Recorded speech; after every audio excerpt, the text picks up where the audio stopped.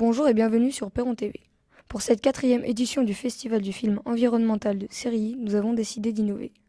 Pas de projection à la salle des fêtes cette année, mais une émission de télévision diffusée en direct. Une première dans l'histoire de la rédaction. Au programme de cette soirée, les films environnementaux réalisés cette année, les projets menés par les éco-délégués et élèves du Club Nature. La série Le Plan Eiffel, imaginée, réalisée et interprétée par des collégiens, des reportages de la rédaction sur la place de la nature en ville. On recevra également en plateau nombre d'invités, Johan Oloub, technicien forestier à l'ONF, Daniel Auclair, documentariste animalier, Marion Ricard du collectif des Turbulentes et Gérard Guillot, ancien professeur de SVT, amoureux de nature et auteur de grands guides naturalistes, apportera sa caution scientifique à nos travaux. On se retrouve juste après ce making-of de nos sorties en forêt. On doit être capable de différencier un être d'un charme, un chêne d'un pin sylvestre, très bien. On doit être capable d'avoir des informations sur pourquoi il y a des hêtres en forêt de Troncée alors qu'on nous parle d'une chênaie. Et on veut ramasser des faines. Donc là, ce qu'on vous propose, donc on va s'installer un peu, on va vous laisser 5 minutes. Vous partez en forêt, là, pas loin. Encore une fois, si vous allez trop loin, on vous perd. On a le droit d'en perdre 3. Donc,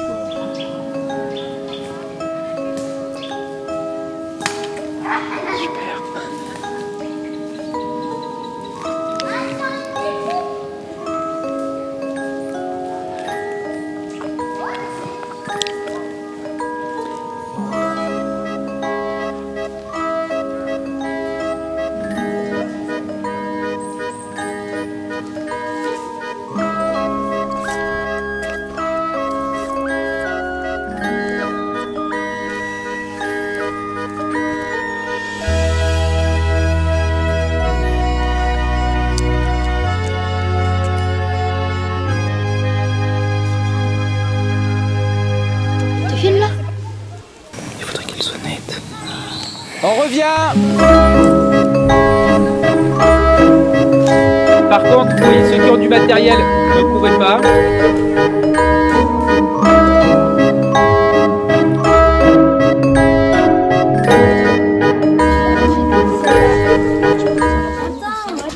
On y va avec la clé de détermination. Comment on fait pour trouver à quel arbre appartient cette feuille? Alors, est-ce qu'au départ, vous avez choisi la bonne clé? Parce qu'il y a plusieurs clés. Tu as vu, c'est écrit clé numéro D. Ouais. Donc si tu tournes les pages avant, tu as des clés. Numéro C. Voilà. Hop, en fonction de la forme de ta feuille. Mais la forme, elle est un peu bizarre. Alors attends, regarde. Là, hop. Est-ce qu'ici, on peut pas avoir des lames de ce type-là, là, qui ressembleraient à cette feuille-là? Bah, celle-ci. Très bien. Et celle-ci, du coup. Alors, est-ce qu'elle est dentelée? Est-ce qu'elle a des poils? Attends. Elle est dentelée. Ouais, déjà, elle est un peu dentelée. Ça, c'est pour te permettre après de poursuivre sur la clé, tu vois. Soit ta feuille, elle a combien de lobes? Là, elle a 3 lobes. Là, elle a de 3 à 5 lobes, tu vois. 1, 2, 3, 4, 5. Donc, comme tu es à 5 lobes, tu continues sur ta clé de détermination. Et donc, tu vas jusqu'ici. Ok? Et donc là, après, comment tu différencies entre celle-ci et celle-ci? Bah là, c'est arrondi. Et là, c'est pointu. Ok, et la tienne, elle est? Pointu. Et donc, c'est? Une érable plate. Très bien. Et celle-ci, c'est une feuille de quoi? Châtaignier. De chêne. Châtaignier. Voici un mélange. Et ça, c'est une feuille de quoi? Être. Ah, et ça? Très bien. Ok.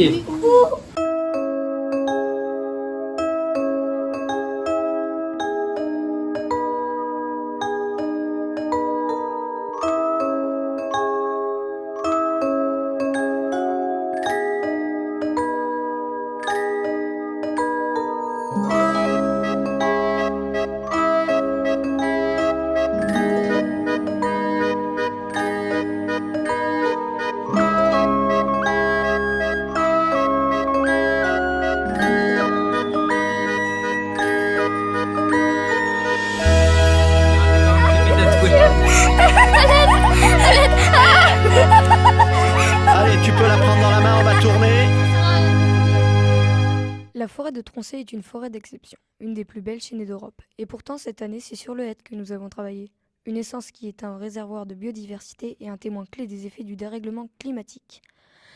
Notre ambition est de couvrir les 4 saisons et de proposer une vision globale du hêtre, de sa feuille à la citelle torche-peau qu'il abrite, de ses fruits qui régalent oiseaux et rongeurs, à l'aide qu'il apporte aux sylviculteurs. On vous présente ici un extrait à la suite. Maëva interrogera Johan Oloub, un des techniciens forestiers de l'ONF. La forêt de Troncé s'étend sur 10 500 hectares, soit la superficie de la ville de Paris. Sa renommée dépasse les frontières. La forêt de Troncé est considérée comme l'une des plus belles chênaies d'Europe. Elle a obtenu le label Forêt d'exception. Troncé est reconnu pour la qualité de ses chênes qui représentent 80% des arbres de la forêt. Le reste est essentiellement composé de charme et de hêtre. C'est ce dernier qui nous intéresse. Le hêtre n'est pas l'essence la plus réputée de la forêt. On ne répertorie pas pour le grand public les hêtres remarquables. Pourtant, nombreux sont les sujets exceptionnels, comme ces anastomoses où 2 arbres semblent lier leur destin. Reconnaître le hêtre du charme est une affaire complexe, seule la feuille vient en aide. Le charme d'Adam, c'est d'être à poil, un moyen mémotechnique infaillible. Là, je vois quelques petites... je vois des petits poils. Là, ça va être ça pourrait être un hêtre. Les pics sont des architectes, ils façonnent dans les hêtres de véritables HLM. Le pic possède plusieurs loges, mais n'en occupe qu'une chaque printemps. De nombreuses cavités sont alors laissées libres, 18 espèces d'oiseaux et de mammifères se les disputent. Mésanges, citelles, écureuils, loirs, grimpereaux, blaireaux. Les loges des pics constituent aussi l'habitat quasi exclusif de la chouette de Tengmalm. Ces cavités sont une aubaine pour plein d'oiseaux, mais aussi pour un animal arboricole, la martre. Les pics sont des architectes, les hêtres des immeubles. Nombreux sont ceux qui viennent profiter des cavités creusées par les pics. Parmi eux, la citelle torche-peau. Bonjour Monsieur Oloub, nous sommes ravis de vous recevoir sur le plateau de Perron TV. Ma première question est de savoir quelle est la proportion de hêtres dans la forêt de Troncé et pourquoi conserve-t-on des hêtres dans une chênaie ? Bonsoir, merci, le plaisir est partagé. La proportion de hêtres en forêt de Troncé est de 10% environ, quelque chose près, on n'est pas au pourcentage près sur le feuillu, c'est toujours compliqué. Et pourquoi on le conserve dans notre sylviculture ? Tout simplement parce que c'est un allié. Dans le vieillage des peuplements, on en a besoin pour gainer nos chênes ou nos grands troncs qui sont élevés vers le ciel. On a besoin justement de cacher un petit peu la lumière pour éviter que des bourgeons dormants sous l'écorce des troncs puissent se réveiller. Et le hêtre, grâce à ses grandes feuilles, à ses grandes branches et largement feuillées, nous rend ce service très facilement. Et on n'hésite pas à conserver beaucoup de hêtres autour d'un chêne justement qui s'élève vers la lumière. Alors après, on ne l'utilise pas non plus que pour gainer les chênes, on s'en sert aussi pour faire conserver l'ambiance forestière et créer ce qu'on appelle le sous-étage. Donc les petits arbustes qui créent justement et qui maintiennent l'ombrage dans la forêt. Les chênes remarquables sont clairement identifiés pour et par le grand public. Est-ce que les techniciens forestiers font pareil avec les hêtres ? À Troncé, on aurait pu le faire à une époque, parce qu'on avait des gros hêtres qui justement s'épanouissaient au même titre que les chênes. On aurait pu conserver certains gros hêtres, il y a des réflexions qui ont certainement la balance est certainement passée par un moment, est-ce qu'on conserve ce hêtre, est-ce qu'on ne le conserve pas, est-ce qu'on peut le baptiser, est-ce qu'on peut en faire un hêtre remarquable. Et finalement, la puissance du chêne sur Troncé est tellement importante qu'on a préféré baptiser à chaque fois des hêtres. Après, des chênes, pardon. Après, il faut savoir que on n'a pas bien fait, parce qu'il y a des hêtres qui auraient pu largement rivaliser avec des très beaux chênes, mais aujourd'hui le dérèglement climatique nous a donné un petit peu raison, parce que le hêtre est condamné à Troncé. Donc voilà. Comment les techniciens forestiers s'occupent-ils de la forêt et plus particulièrement, quel est leur métier ? Alors, un technicien forestier, il a plusieurs missions. Il a la mission de produire, d'accueillir et de protéger. En fait, c'est ces 3 grandes missions, et à l'intérieur de ces 3 grandes missions, on a plusieurs petites sous-missions. Donc, dans ces missions de production, on a justement le renouvellement forestier, assurer justement l'apport d'un certain volume de bois chaque année sur la filière bois. Et bon, alors ça, c'est les deux extrêmes, mais si on parle de renouvellement forestier et qu'on retourne un petit peu vers l'essence hêtre, eh bien, il faut savoir que tout à l'heure, je vous ai dit qu'on conservait aisément le hêtre dans les vieux peuplements, mais dans les jeunes peuplements, on a tendance un petit peu à... Il est vite concurrent du chêne, parce qu'il a une dynamique de croissance qui est bien plus importante et plus rapide que celle du chêne. Et il pourrait contraindre justement le développement du chêne si on ne le maîtrisait pas. Et il faut savoir que si on ne le maîtrisait pas à Tronchet, on n'aurait pas la plus grande chênaie d'Europe, mais peut-être la plus grande hêtraie d'Europe. Bon, voilà, après, c'est dans nos modèles de sylviculture qu'on pratique à Tronchet, eh bien, on ne le tue pas dans les jeunes peuplements, on le maîtrise, on l'équilibre pour que le chêne garde quand même la tête de la bataille, enfin de la course, et plus tard, c'est dans les jeunes peuplements où là on a dans des jeunes peuplements âgés de 70 à 80 ans où là on commence un petit peu à recruter certaines tiges de hêtre pour conserver justement l'ombrage au pied de ces chênes. Mais pendant toute la période de jeunes peuplements où on exécute des travaux dans les peuplements, on n'hésite pas à couper le hêtre au profit du chêne. Voilà. Ça, c'est une des missions. Bon, après, si je m'étale sur toutes les missions que j'ai à faire aujourd'hui, enfin que je fais au quotidien, je pense que voilà, on va y passer beaucoup de temps. Mais bon, dites-moi. Quelles sont les menaces, les plus grandes menaces qui pèsent sur le hêtre et quelles sont les solutions mises en œuvre pour les contrer? Alors, le hêtre aujourd'hui en forêt de Tronchet n'a plus sa place d'un point de vue contexte stationnel. Alors, je m'explique ce que c'est qu'un contexte stationnel. Nous, c'est un mot qui nous permet justement de mesurer à la fois sur un sol, un climat, les précipitations, une météo. Et actuellement, on n'a plus ni le climat ni la météo, ni les précipitations pour le hêtre. On pourrait avoir le sol, mais ça serait, on n'aurait pas assez de facteurs. On ne peut pas se satisfaire que de ce seul facteur pour faire pousser du hêtre. Le hêtre, il a besoin de précipitations un peu particulières. C'est un arbre qui a besoin, par nature, et on le voit très rapidement pour comment il fait, il a besoin de capter l'humidité de l'air par ses poils qui sont autour de la feuille et ses jeunes rameaux. Et quoi de mieux que du brouillard pour l'hydrater. Et aujourd'hui, je défie beaucoup de monde de me trouver des grosses nappes de brouillard à Tronchet, comme on a pu avoir en temps. Et tout simplement parce qu'on assiste à un dérèglement climatique. Il faut savoir que le hêtre, c'est la première essence qui nous a fait signe en termes de détresse à Tronchet en 2014, bien avant les chênes. Dès l'instant qu'il était dans un puits de lumière, dans un cône de régénération, exposé trop fortement à la lumière, il prenait des coups de soleil, comme sur votre peau si vous exposez trop fortement et trop longuement au soleil. On avait des claquements d'écorce, et une fois que ces écorces étaient claquées, eh bien, on avait des entrées préférentielles pour tout ce qui était bactéries et la création de chancres, qui sont des champignons qui consomment le bois, tout simplement. Et puis, une fois installés, c'est la porte ouverte à des attaques secondaires, tertiaires, par des insectes xylophages ou autres champignons. Le hêtre, actuellement, on a compris qu'avec les projections climatiques, eh bien, que ce n'était pas la peine de poursuivre le partenariat, on va dire, entre les deux essences chêne et hêtre. Mais par contre, il continue de pousser naturellement sur le sol forestier. Et ça, on le conserve, parce qu'il nous fait un joli bourrage, il crée une belle ambiance forestière. C'est une très belle essence à observer. Il a sauvé de la famine des fois dans des siècles antérieurs. Il a sauvé de la famine quand même plusieurs familles. Avec ces faines qu'on peut consommer, on arrive à faire une très bonne farine et aussi de l'huile. Donc, et il a des pouvoirs aussi sur l'écorce. Son écorce a des pouvoirs antiseptiques. Donc, il peut être utilisé à souhait.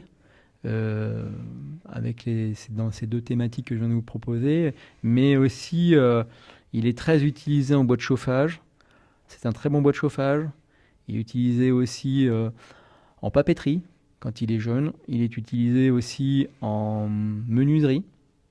Malheureusement, c'est que les gros hêtres qui viennent à disparaître et on n'aura plus ces gros hêtres qu'on a connus, eh bien, la menuiserie est obligée de se tourner vers une autre essence. Voilà. Comment les techniciens forestiers préparent-ils la forêt à s'adapter au dérèglement climatique? Très bonne question. C'est notre quotidien parce que dans les trois missions que je vous ai annoncées tout à l'heure, donc produire, accueillir et protéger, eh bien là on est dans une mission parallèle qui nous occupe au quotidien depuis au moins 2020, où là la forêt de Troncet est entrée en crise sanitaire et pour qu'on prenne plus de temps à comprendre l'effet du climat du dérèglement climatique sur la forêt de Troncet. Et aujourd'hui, on est rendu dans nos régénérations naturelles de chênes, sessiles, autochtones à la forêt, qui sont encore en plein développement. Eh bien, on sait pertinemment que dans certains secteurs, sauf avec une très grande résilience de l'espèce, eh bien, on voit les projections météorologiques à 2050. Et là, on sait pertinemment que le chêne sessile va souffrir encore plus qu'il ne souffre aujourd'hui. Donc, pour éviter de conserver, la monospécificité de Troncet, qui est aujourd'hui une force, mais en même temps une faiblesse, eh bien, on diversifie nos peuplements forestiers pour avoir au moins trouvé une essence qui sera plus résistante. Aussi proposer d'autres espèces de chênes, comme le chêne pubescent, qui est plus résistant à la sécheresse, parce que lui aussi possède des petits poils sur ses feuilles qui lui permettent de capter l'humidité de l'air, parce qu'il peut s'hybrider avec nos chênes à nous.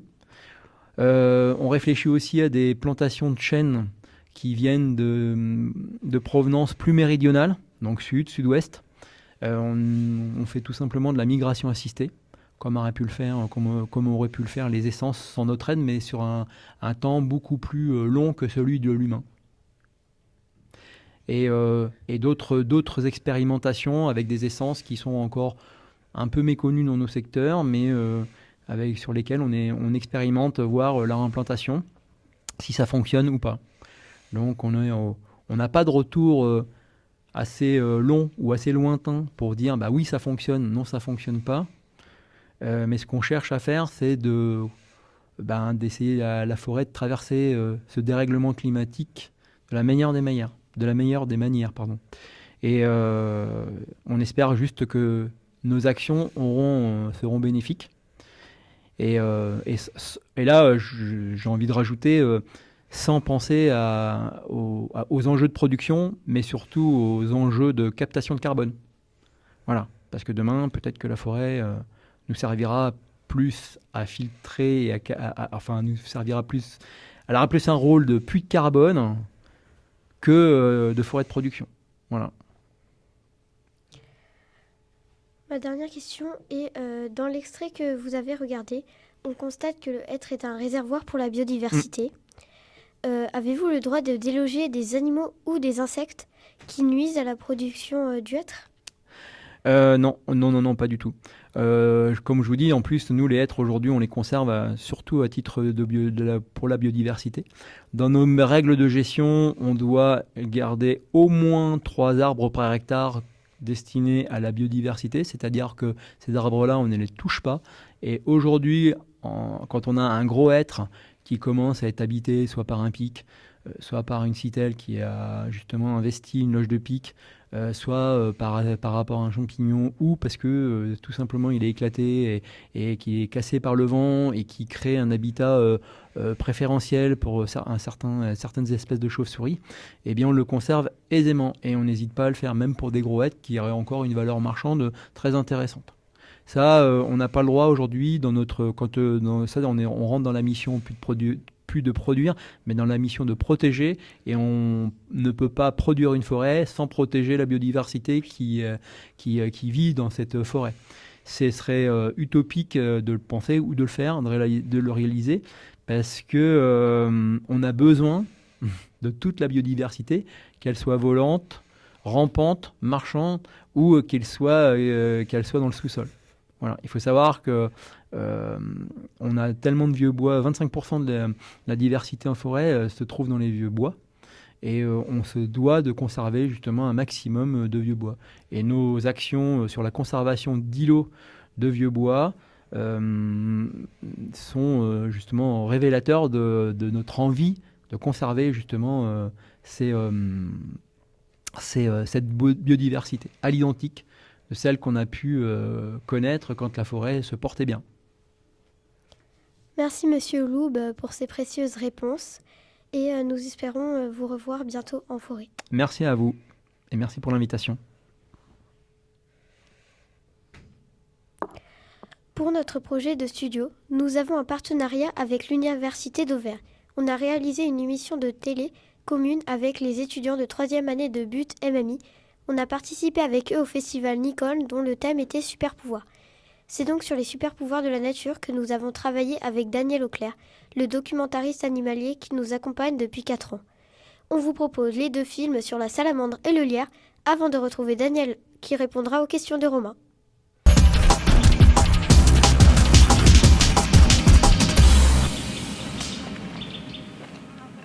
Oh, il y a une salamandre. Oh, venez les gars, venez. Regardez, il y a une salamandre. Mais là, elle va se noyer, là.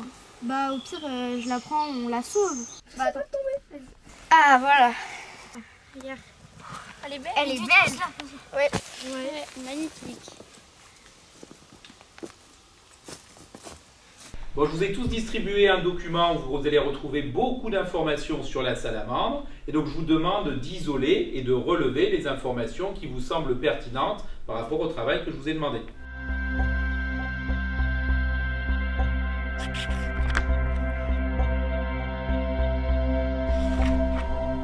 Oh, regarde Maëlys. Chaque salamandre a des taches jaunes et noires différentes. C'est un peu comme nos empreintes digitales. C'est pratique pour les scientifiques. Bah pourquoi? On peut suivre les individus d'année en année simplement en observant leur robe. Ah, qu'est-ce qu'il y a toi non? Qu'est-ce qui t'arrive toi non? J'arrive plus à parler. Monsieur, est-ce que je peux accompagner toi non l'infirmerie? Qu'est-ce qui lui arrive à toi non? Monsieur. Oui, on va accompagner à l'infirmerie là, on va pas... Allez les garçons, on se reconcentre, on va continuer ce qu'on est en train de faire. Monsieur, je crois savoir ce qui arrive à toi. Non, je sais, je viens de le lire là. Va vite le signaler à l'infirmière là, ça nous fera peut-être gagner du temps. Toi non, je sais ce qui t'est arrivé. Tu sais, en forêt, tu as touché une salamandre pour lui sauver la vie. Et grâce à ses glandes derrière son dos, elle produit un poison répulsif qui sert à la défendre contre les prédateurs. Tu t'en es mis plein les doigts, voulant te lécher pour tourner les pages, tu t'en es mis plein la bouche.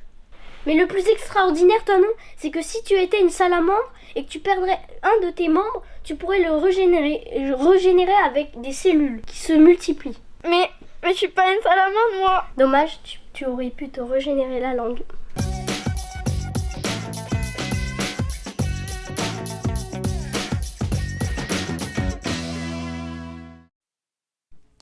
On vous rassure, personne n'a été blessé pendant ce tournage. Et si, en forêt, on venait à salir nos vêtements, on a une solution écologique avec le lierre.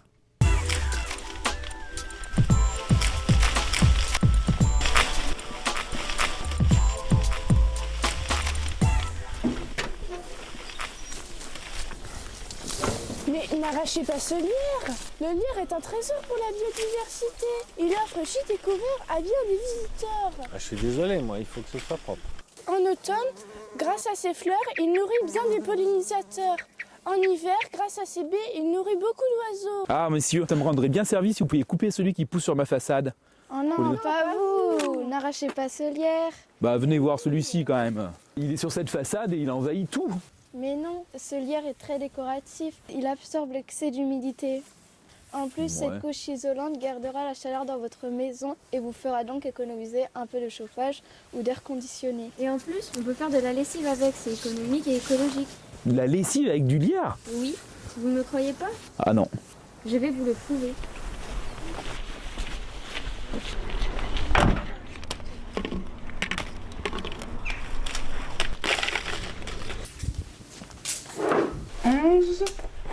« 12, 13, 48, 49, 50.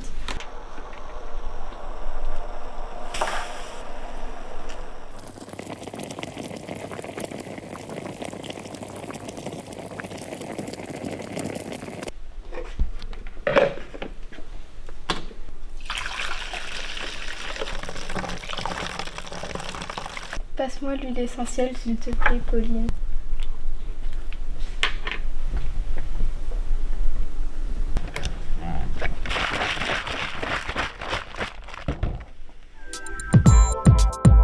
Ah bonjour. Bonjour monsieur, voici la lessive que je vous avais promis. Celle faite avec du lierre? Oui. Ah, incroyable. Et ben regarde, ce que tu m'as dit, ça m'a beaucoup marqué parce que finalement, le lierre, je ne l'ai pas arraché. Ah bah tant mieux. Merci beaucoup, je vais tester ça. Au revoir.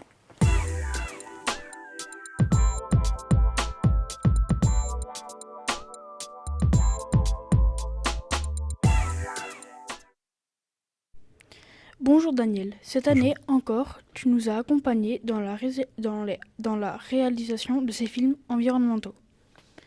Depuis 4 ans, on a abordé de nombreux sujets, la forêt, la mort, les hirondelles. Que penses-tu des sujets choisis cette année? Le lierre, la salamandre, le hêtre?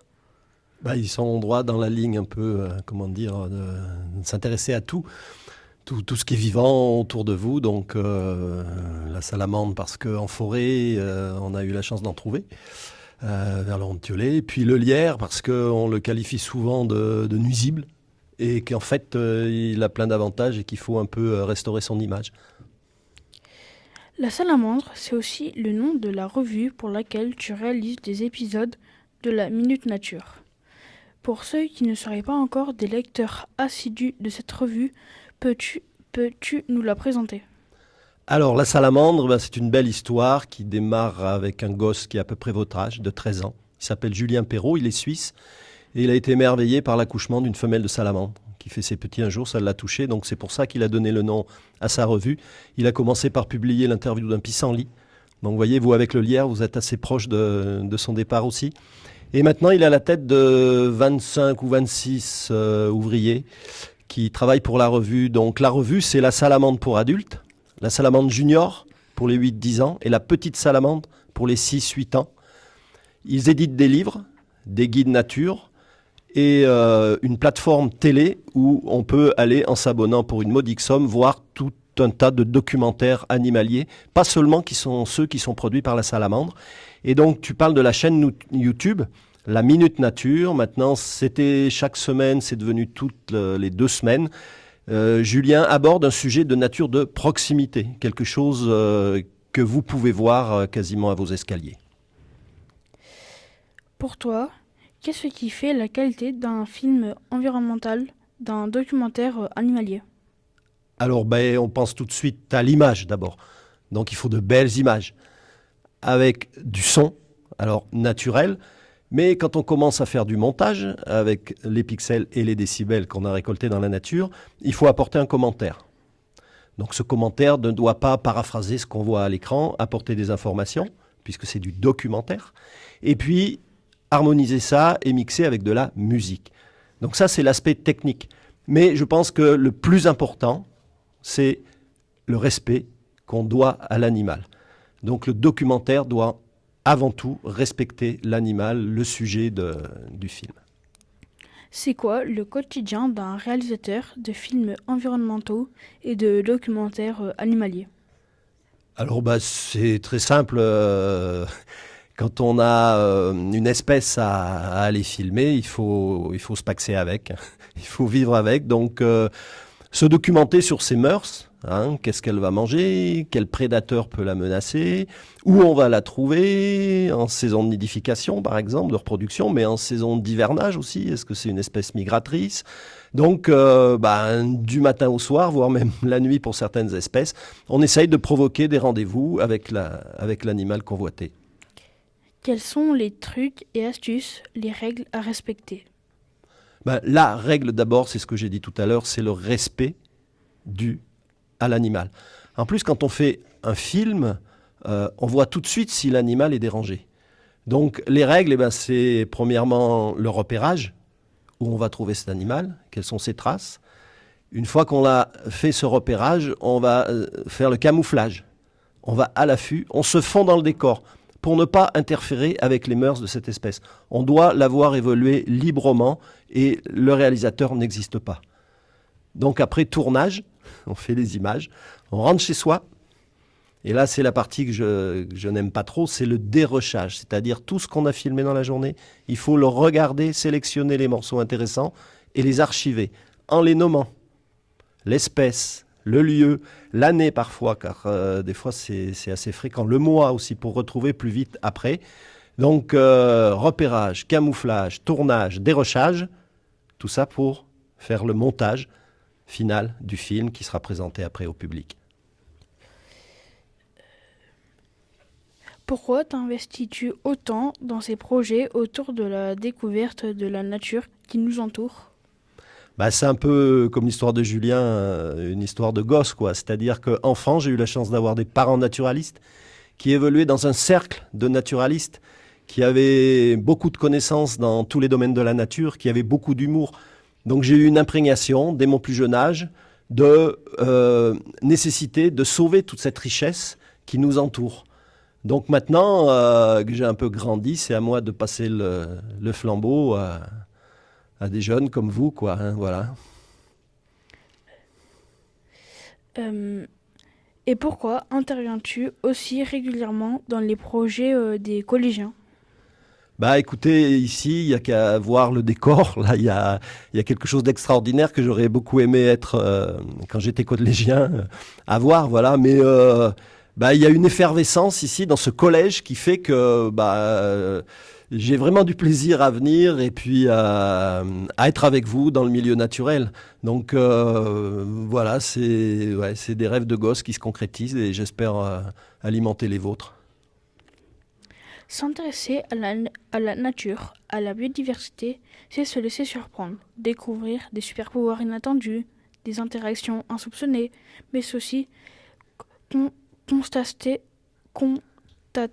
le déclin de très nombreuses espèces.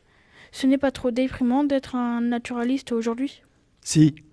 Alors déprimant non, parce que on m'a tellement donné quand j'étais gosse que je vais emprunter la formule à quelqu'un il n'y a pas longtemps. Face à tous ces dangers, on a l'éco-anxiété et la solastalgie. Ce sont deux termes un peu compliqués qui décrivent justement ce vague à l'âme quand on voit disparaître des espèces et le milieu naturel attaqué, quoi, hein.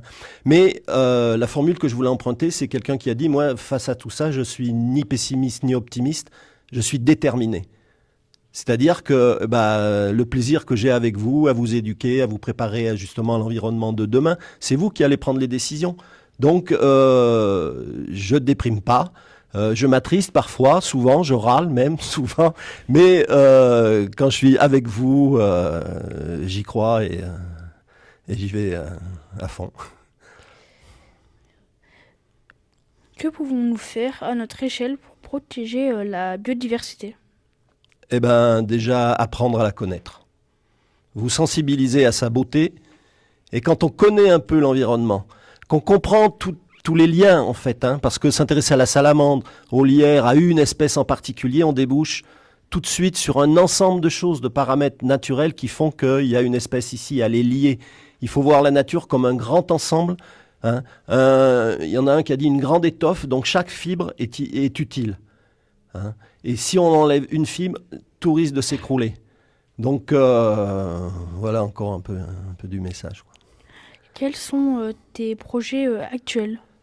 Alors actuellement, je tourne un film pour la salamandre avec un ami avec qui je vais beaucoup dans la nature. Et donc on est sur le loriot, qui est un oiseau magnifique, jaune et noir, très difficile à voir. On l'entend, mais on n'arrive pas à le voir dans l'arbre. Et donc, on a encore une année de tournage. Le film va sortir en janvier prochain, produit par la Salamandre.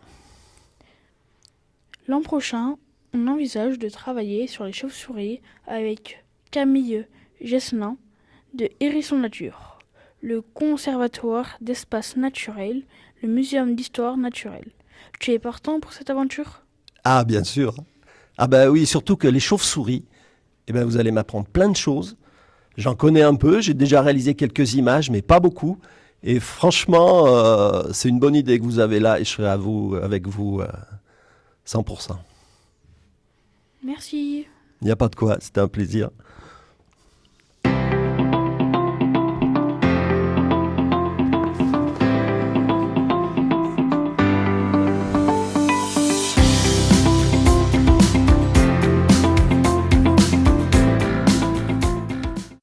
Avec les super pouvoirs de la salamandre et du lierre, on a imaginé et interprété des scénarios pour mettre en lumière des informations scientifiques. Cette année, la fiction a aussi été utilisée pour diffuser un message écologique avec la réalisation de la série Le Plan Eiffel. Durant 3 jours, le collège a été transformé en plateau de cinéma pour réaliser les épisodes de cette série imaginée l'an passé par les élèves. Avant de diffuser en exclusivité le produit de ce travail, entretien avec Esteban, un des auteurs et réalisateurs de cette série.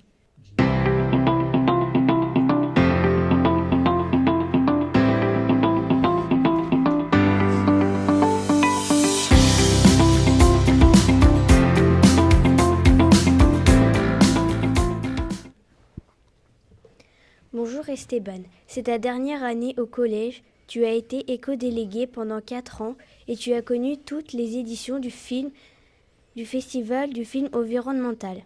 Pour ta dernière édition, on réalise une émission de TV et on diffuse les épisodes de la série Le Plan Eiffel, une série dont tu as imaginé le scénario avec Chloé, Evan et Mathéo l'an dernier. Et cette année, ta classe a réalisé les premiers épisodes avec l'aide d'une équipe complète de cinéastes. Comment parvient-on à créer le scénario d'une série TV quand on est en classe de 4e ? Alors, bien sûr, mes camarades et moi, on était en classe de 4e, mais on était aidés par une scénariste qui s'appelait Elsa Thomas. Donc, elle nous a aidés à organiser, à sélectionner les idées qui étaient les meilleures et à tout agencer pour nous permettre de créer le scénario de cette série. Sans rien dévoiler de ce que nous allons voir dans les minutes à venir, quelles sont les grandes lignes du scénario de cette série ? Et quels sont les messages que tu souhaites faire passer ? Alors, cette série, c'est l'histoire d'un petit garçon qui doit déménager car il est sur le tracé d'une route de chemin de fer qui relie une mine de lithium à l'usine. Et quand il fait ses cartons, il découvre une lettre de son grand-père et son but, c'est qui a dû déménager à cause de la construction de la Tour Eiffel. Et son but, c'est de venger son grand-père. Donc, mais bien évidemment, vu qu'on ne peut pas aller à Paris, dans les 3 épisodes qu'on va pouvoir visionner, cela ne raconte que la préparation du plan. Concernant le message, on voulait faire passer un message fort sur l'écologie, parce que de nombreuses solutions qui peuvent paraître parfaites, comme par exemple les voitures électriques, ne le sont pas toujours. De plus, souvent, quand les grandes personnes réalisent des projets de grande envergure, ils ne pensent que à ce que cela peut leur rapporter, car nous sommes dans une économie capitaliste.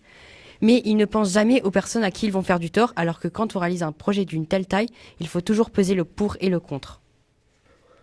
Sur le tournage, quels ont été vos rôles à toi et tes camarades ? Alors, on n'a pas eu de vrai rôle attitré parce qu'on a tourné sur tous les rôles, tant sur le son que sur la réalisation ou sur le filmage. Les contraintes de la réalisation ont-elles conduit à des modifications du scénario ? Ah oui, bien évidemment. On a par exemple dû redécouper les épisodes et on a dû réécrire un 3e épisode. Avant de te laisser découvrir le résultat, que retiens-tu de cette expérience ? Alors cette expérience était vraiment très enrichissante. Elle nous a permis de découvrir tous les métiers, une petite partie, des métiers du cinéma. Et elle nous a vraiment... elle était vraiment très, très excitante. Merci Esteban d'avoir répondu à mes questions. Merci. Fédo, t'as bientôt fini tes cartons là ? Écoute un peu ta mère. Le déménagement, il va pas se faire sans ton aide, hein.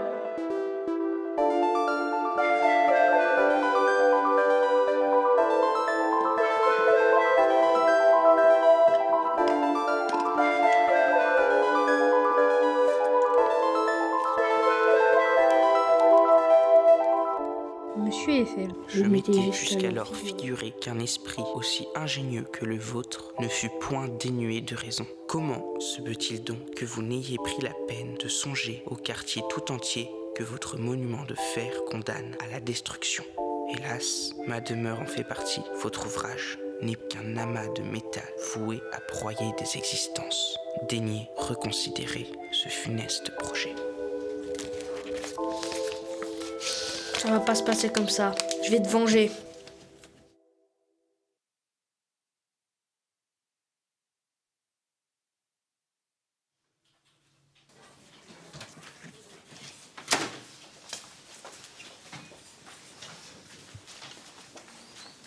Bonjour. Bonjour Fédo. Notre prof de techno nous a demandé de créer un exposé sur des édifices. Ah, très bien. Je dois faire une maquette de la tour Eiffel. Est-ce que vous avez des plans? Alors, des plans de la tour Eiffel, j'en ai, faut que j'aille les chercher, installe-toi là.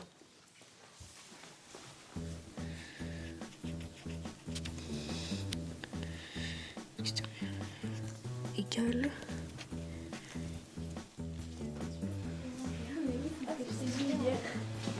Salut Nilos. Trop nul. Salut Bolos. Ça va Fédo? Oh, ils sont vraiment trop relous. Moi ça va. Tu fais quoi avec tout ça? J'ai fait une découverte incroyable. Mon arrière-arrière-grand-père a vécu la même chose que moi. Il a été délogé à cause de la construction de la tour Eiffel.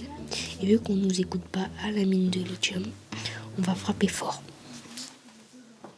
Je vais faire exploser la tour Eiffel. Et comment tu veux faire ça?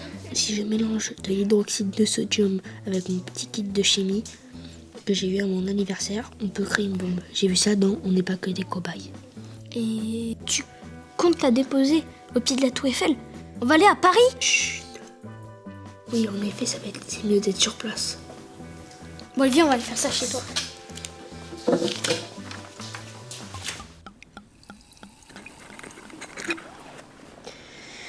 Passe-moi l'hydroxyde de sodium. C'est où? C'est le bidon, je t'ai demandé d'écrire hydroxyde de sodium. Merci.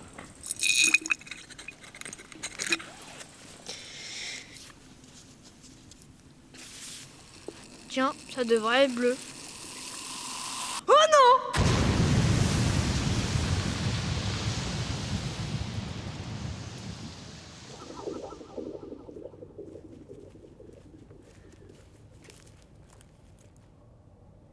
Bon, plus de peur que de mal. Tes parents voulaient pas une piscine?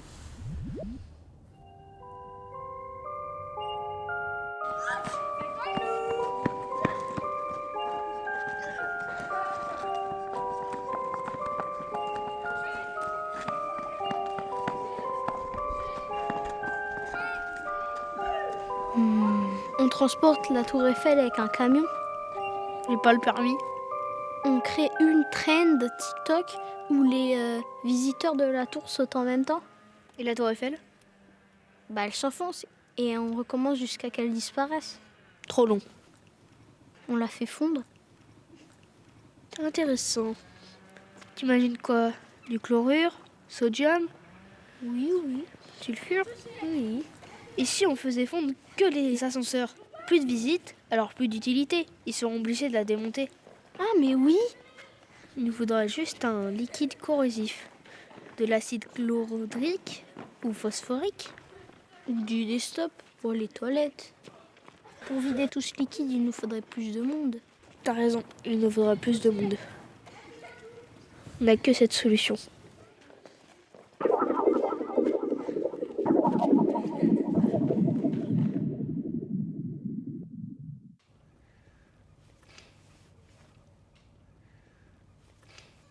Salut! Qu'est-ce que tu nous veux? La tour Eiffel.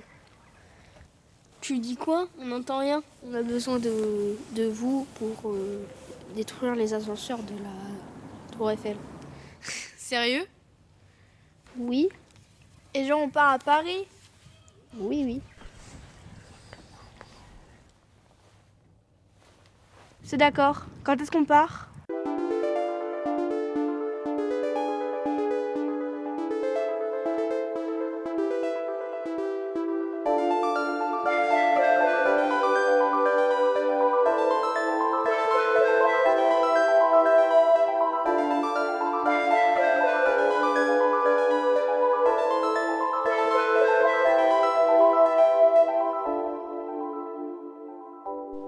Arthur et Elisa, qu'est-ce que cela fait de se voir à l'écran?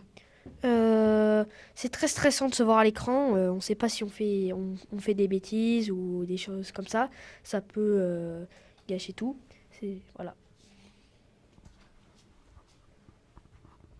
C'est aussi, oui, je suis d'accord avec lui, c'est stressant de se voir à l'écran parce que comme il a dit, pendant le tournage, on ne se rendait pas forcément compte de si on a mal joué les scènes ou pas. Et donc oui, c'était assez perturbant. Pourquoi voulais-tu jouer ce rôle et pourquoi le rôle de Fédo t'intéressait plus qu'un autre? Le rôle de Fédo m'intéressait plus qu'un autre car c'était le personnage principal de l'histoire et surtout parce qu'il m'intéressait beaucoup. Le casting a été organisé par nos camarades de 3e et Tommy, le scénariste et réalisateur qui les a accompagnés. Comment le casting s'est passé pour toi? Pour moi, j'ai trouvé ça vraiment stressant et en même temps pas du tout parce que il nous faisait faire des exercices comme fixer une caméra sans aucune expression du visage pendant 1 minute. Ils nous font faire des exercices où on doit réciter des textes. Et donc, en fait, c'est stressant, mais parce qu'il y a tous les 3e qui nous fixent et qui nous jugent, du coup, vraiment pendant ce moment-là. Donc, ouais, c'était très stressant. Comment as-tu appris ton texte? J'avais pas vraiment beaucoup de textes à apprendre, donc ça a été plutôt vite. Mais j'ai un petit peu relu, et c'est rentré. Qu'est-ce qui a été le plus dur? Le plus dur, c'était le temps. Parce que malheureusement, on ne pouvait pas choisir s'il pleuvait, s'il y avait du vent ou pas. Et donc, sur certaines scènes dehors, je ne sais pas si on le voit à l'écran, mais on avait très froid. Et donc, sur certaines, il fallait enlever les manteaux, donc c'était assez difficile. Et aussi au niveau des bruits, donc comme je l'ai dit, le vent, les voitures qui passent, il y avait une tronçonneuse à côté, donc c'était assez difficile. Peux-tu nous raconter comment s'est passé le tournage? Ça s'est bien passé. Oui, comme elle l'a dit, il y avait des bruits parasites, c'était un peu dérangeant. Et voilà, on avait froid à certains moments. Quelles ont été les difficultés rencontrées? Les difficultés rencontrées, c'était pareil, le vent, tout ce qui était ça, et le froid. Arthur, à 12 ans, tu as joué dans un film réalisé par tes camarades et des cinéastes professionnels. Que retiens-tu de cette expérience et qu'est-ce qui t'a le plus plu? Alors, ce que j'ai retenu, c'est que tourner un film, c'est très dur. Ce que j'ai aimé, surtout, c'est quand j'ai fait le mélange que vous avez sûrement vu, avec les solutions chimiques. C'était ma scène préférée. Cette expérience formidable n'aurait pas été possible sans l'accompagnement précieux du Centre national du cinéma et du collectif Les Turbulentes et de Marion Ricard qui coordonne les projets Écris ta série et réalise ta série avec notre collège.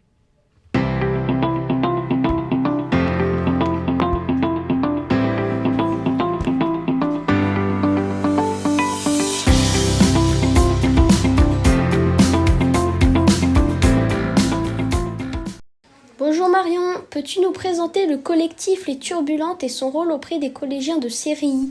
Alors, le collectif Turbulente, c'est une association qui regroupe une vingtaine d'artistes qui viennent autant du cinéma, du spectacle vivant que des arts plastiques.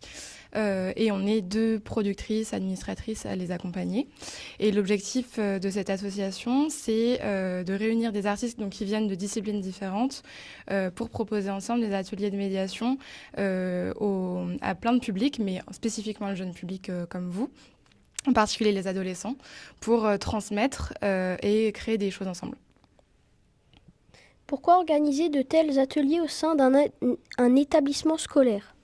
Alors déjà, le dispositif Écris ta série proposé par le CNC et le ministère de l'Éducation nationale, il est très intéressant, ce qui permet d'aborder l'écriture de manière très ludique. Donc ça vous permet, vous, de faire quelque chose que vous faites tous les jours au collège, mais de manière différente, avec un scénariste. Nous aussi, la question de le faire dans des établissements scolaires, c'est la question aussi de l'accessibilité, parce qu'on sait qu'on va pouvoir toucher toute une classe entière, quel que soit l'endroit dont vous venez, etc. Et après, c'est vers découvrir aussi des disciplines artistiques, des métiers. On regarde tous beaucoup de films, etc., mais on ne regarde pas forcément tous la même chose, on ne va pas forcément tous au théâtre ou de la même manière. Et du coup, de nous déplacer, nous, dans les établissements scolaires, c'est une manière de rendre ça accessible. Au départ, les Turbulences accompagnaient notre collège dans le projet Écris ta série du CNC. Comment en est-on arrivé à réaliser les séries imaginées par les élèves? Et c'est au terme de la première année où on a fait écrire ta série, avec Thibaut Meunier, on s'est dit que c'était vraiment une expérience formidable et que c'était dommage de s'arrêter là, de s'arrêter à l'écriture, parce que vous vous étiez projeté, vous aviez envie de voir ce que ça allait donner à l'image. Et donc on s'est dit, on va chercher d'autres financements, du matériel et trouver une solution pour du coup porter à l'écran ce qui avait été écrit. Et qu'on a fait ça une fois, ça a été une super expérience et on s'est dit qu'on allait refaire une deuxième. L'an passé, on a transformé le collège en plateau cinéma pour la réalisation de recettes. On a recommencé cette année avec le plan Eiffel, Jamais 203 avec Dans les cendres, écrit cette année par les 4e. Oui, totalement. Il faut, nous, on continue notre partenariat avec le Centre national du cinéma et on a bien l'intention de porter à l'écran les séries qui ont été écrites cette année. Donc, à voir quelle série sera choisie pour l'adaptation et à quel moment de l'année ça aura lieu. Mais tout à fait, il va falloir qu'on se penche sur la question. Et ma dernière question est, que penses-tu de cet épisode du plan Eiffel ? Moi, je le trouve très, très chouette. Il aborde plein de questions en plus qui touchent à notre département actuellement. Il montre beaucoup d'audace. En même temps, il est drôle. Donc moi, il me plaît beaucoup. Et après, j'étais sur le tournage, donc c'est toujours aussi drôle de voir toutes les séquences et de voir après le montage ce que ça donne. Et de se rappeler les moments de tournage. Et comme les acteurs le disaient juste avant, il faisait très froid. Il y a eu du vent, il y a eu une tronçonneuse, donc c'est rigolo de se rappeler aussi ces moments-là au moment du visionnage. Merci pour toutes ces réponses. Merci à vous.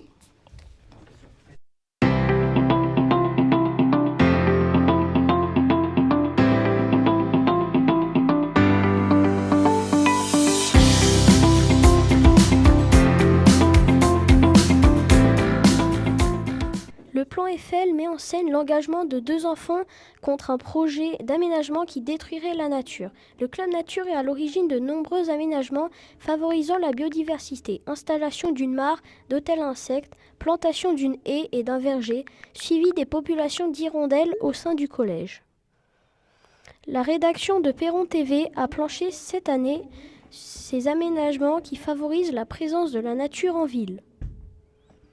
Dans le cadre du concours Europorter, la rédaction de Perron TV a proposé un reportage sur le sentier pédagogique François Perron qui part de la mare voulue par le Club Nature jusqu'au verger planté par l'Assemblée des jeunes. Aménagement de la mare, rénovation du petit patrimoine bâtimentaire, plantation de haies et d'un verger, les propositions de l'Assemblée des jeunes et de la commune se croisent et se concrétisent. Le sentier pédagogique se dessine peu à peu et transforme le paysage de Sérilly. Bienvenue au sentier François Perron.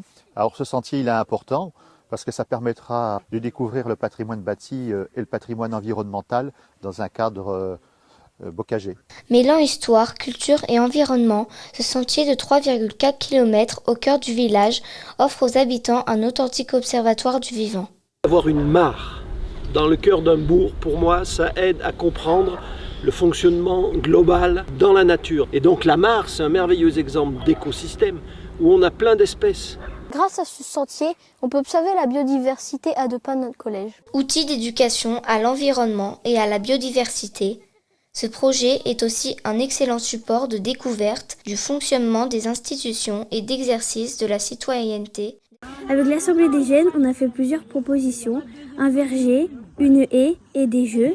Et c'est ce qui a créé un sentier. Et ce sentier, on s'en occupe, on en prend soin.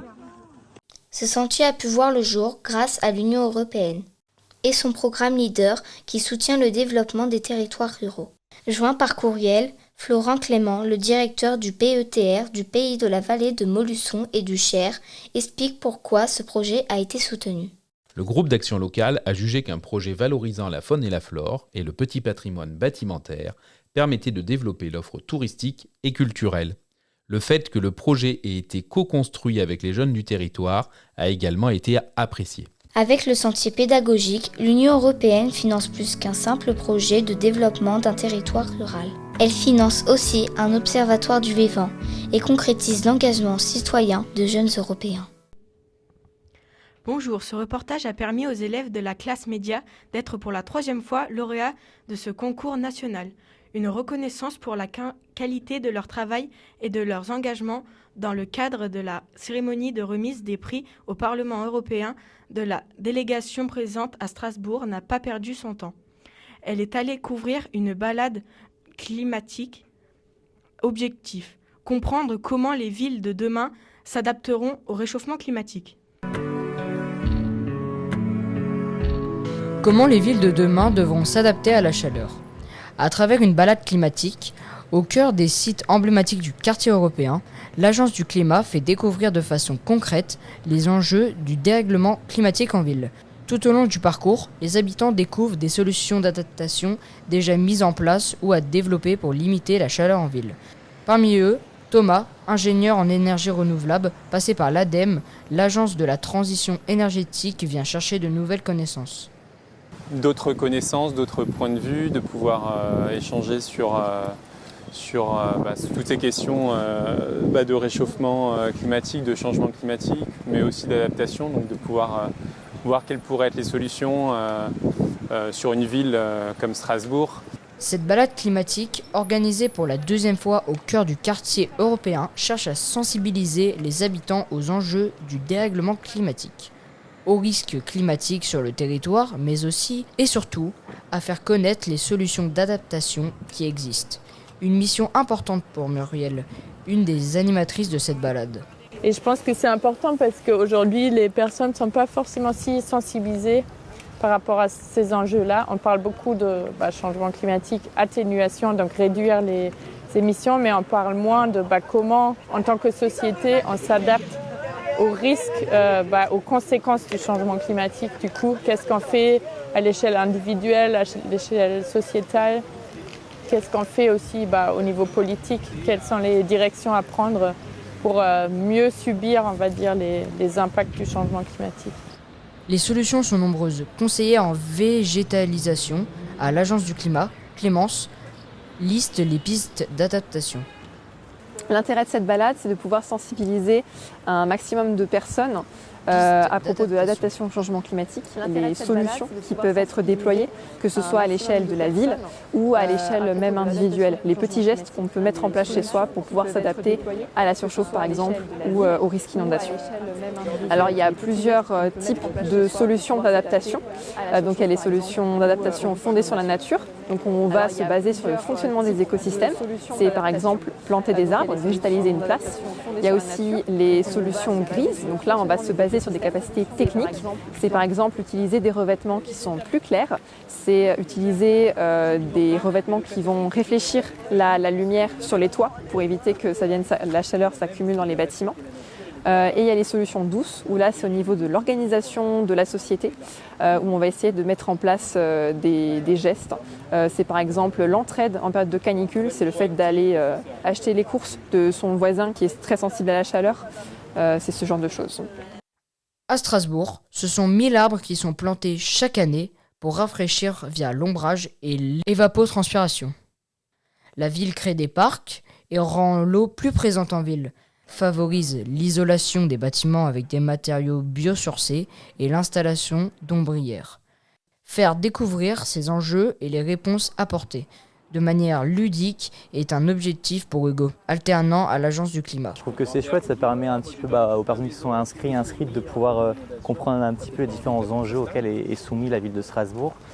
Et c'est d'une manière un petit peu ludique de sensibiliser les gens à l'importance du changement climatique. À en croire l'enthousiasme des participants, l'objectif est rempli pour cette édition.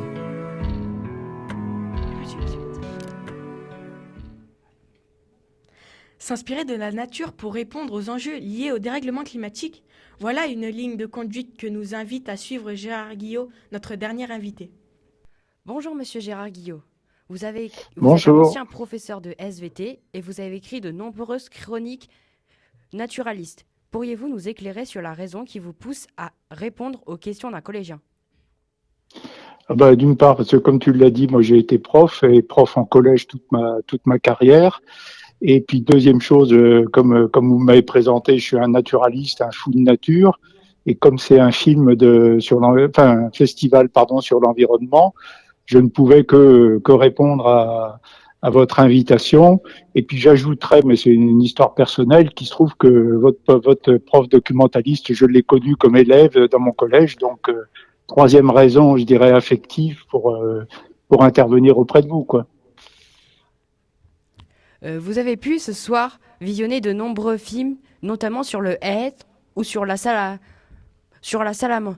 Pourriez-vous nous donner votre point de vue sur ces reportages? Ah ben, oui, sur mon point de vue sur les reportages, ah ben moi j'ai adoré. Surtout ce que j'adore, c'est la diversité de tout ce que j'ai vu. Il y a des façons de présenter complètement différentes de l'un à l'autre. Il y a des portions qui sont plus documentaires, des portions qui sont plus fiction, des portions où il y a beaucoup d'humour. Donc tout se mélange. Je trouve que justement, parce que autrement, le risque, quand on fait un film, j'ai envie de dire, avec un seul thème, avec une seule entrée, c'est très vite embêtant au rasoir. Alors que là, vous avez su justement diversifier la façon de présenter, tout en restant très rigoureux sur ce que vous présentez. Et donc ça, je trouve que c'est des points forts qui sont intéressants, quoi. J'ai pu lire une de vos chroniques sur la discrimination des arts. J'aimerais savoir comment vous faites pour créer vos chroniques. Ah, alors là, pour chaque chronique, donc j'ai à peu près 2 jours de travail, on va dire. Je suis retraité, donc je fais ça pendant mes temps libres. Et je commence par faire un gros travail de recherche et recherche scientifique, chercher des publications scientifiques, y compris en langue anglaise, qui ont trait au sujet que je vais traiter, et pour approfondir, et surtout pour être sûr de pas raconter n'importe quoi. Par les temps qui courent, ça me paraît ultra important, parce que c'est un des gros problèmes à l'heure actuelle, c'est qu'on voit circuler des tas d'informations absolument pas vérifiées, qui sont recopiées-collées. Et donc, moi, ce qui me paraît important, c'est d'aller aux sources, c'est-à-dire aux publications qui ont été faites, et puis de développer le sujet qu'on a choisi de traiter de manière très rigoureuse. Et ça, c'est ce que j'ai apprécié dans vos reportages, c'est qu'il y a de la rigueur derrière. Vous racontez pas n'importe quoi, même si c'est sur le ton humoristique, même si c'est une fiction. Il n'empêche que derrière, on voit qu'il y a eu une recherche et que c'est pas dit au hasard, quoi. Vous êtes l'auteur de la plateforme Zoom Nature. Pourriez-vous nous en dire un peu plus sur ce site? Et ben là, c'est ce dont je parlais, là, les chroniques que je rédige, donc c'est pour ce site Zoom Nature. Bon, c'est un site que j'ai créé pour moi-même, quoi, enfin par moi-même, j'ai envie de dire. Et j'en suis à peu près à plus de 1000 chroniques. Alors, ce que j'appelle une chronique, c'est un article sur un sujet. Par exemple, récemment, j'ai publié un truc sur qu'est-ce qui se passe quand on met des chevaux dans une prairie, quel est leur impact sur la biodiversité. Voilà, c'est un des exemples récents que j'ai fait. Et ça m'a demandé plusieurs heures de recherche. Après, il y a la synthèse. Il y a aller chercher dans ma photothèque, parce que je fais beaucoup de photos dans la nature, chercher les illustrations qui vont permettre d'appuyer le sujet, mettre ça en ligne, le diffuser, etc. Donc tout ça, ça prend en gros 2 à 3 jours au total, enfin réparti sur 2 à 3 jours, quoi.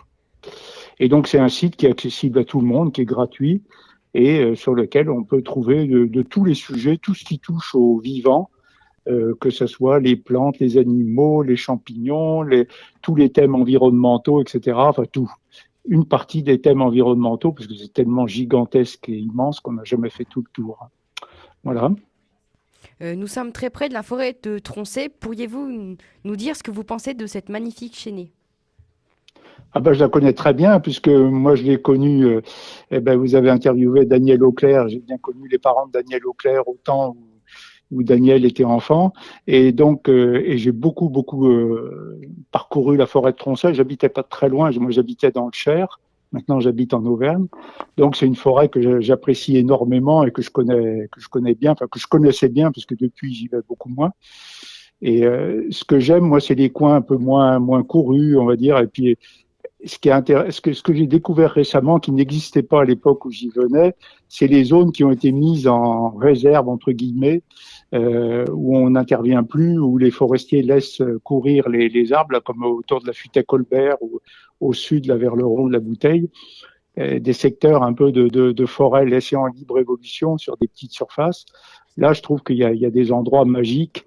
Et puis bon, tous les étangs, toute cette combinaison de milieux différents, les bordures, le bocage en bordure, c'est une forêt que j'aime beaucoup et puis bon, il y a l'étendue, quoi. C'est 10 000 hectares, on n'en a jamais fait le tour, quoi. Donc pour tout ça, oui, je trouve que là, vous avez un beau cadre. Hein. Et enfin, j'aurais une dernière question. Vous ne pouvez pas être présent avec nous à cause du réchauffement climatique. Que pensez-vous de cette crise planétaire ? Ben oui, enfin, faut que j'explique rapidement. Donc, moi, j'ai 71 ans. J'ai des petits problèmes de santé, des problèmes cardiaques. Et effectivement, moi, quand j'ai vu qu'il allait faire 35 degrés, j'ai dit, je viens pas parce que c'est compliqué pour moi. Ça me pose des problèmes de tension, etc. Et alors, ce que je pense du dérèglement climatique, au-delà de ma petite personne qui a pas beaucoup d'importance, c'est que là, on est en train de vivre quelque chose de fou, quoi. Enfin, de fou au sens qui nous échappe complètement. On a ouvert une boîte là qui est en train de se déverser sur nous. Alors, comme disait Daniel Auclair tout à l'heure, est-ce que je suis pessimiste ou optimiste? Ni l'un ni l'autre.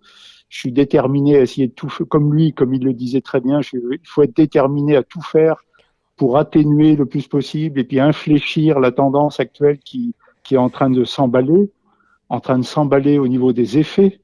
Il suffit de voir les canicules à répétition, les incendies gigantesques, etc. Et puis qui est en train de s'emballer aussi au niveau de la non-réaction des pouvoirs politiques qui, au lieu de prendre des décisions très impliquantes, qui vont loin, font un peu machine arrière et abandonnent et battent en retraite, etc.